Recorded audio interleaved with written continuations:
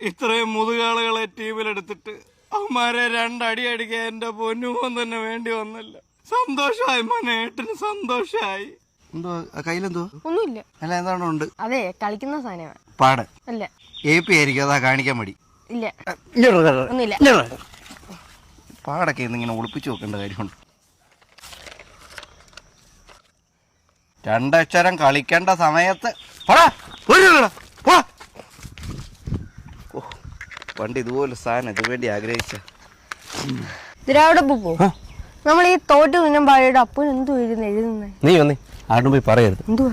ഈ ഓണർ ചീത്ത വിളിക്കാൻ വരുമ്പോഴേ നമ്മളിങ്ങനെ എന്തെങ്കിലുമൊക്കെ എഴുതിക്കൊണ്ടിരുന്നാ മതി, പുള്ളിയൊക്കെ പൊക്കോളും. ഞാൻ തന്നെ 1 മാസം എഴുതാൻ തുടങ്ങിയിട്ട്. ഞാനും തുടങ്ങാന്ന്. ഓണർ അയ്യോ, ഇവിടെ നിൽക്കുവന്നോ? പോയി പ്രാക്ടീസ് ചെയ്, അടുത്ത മാച്ച് അടിക്കണ്ടേ?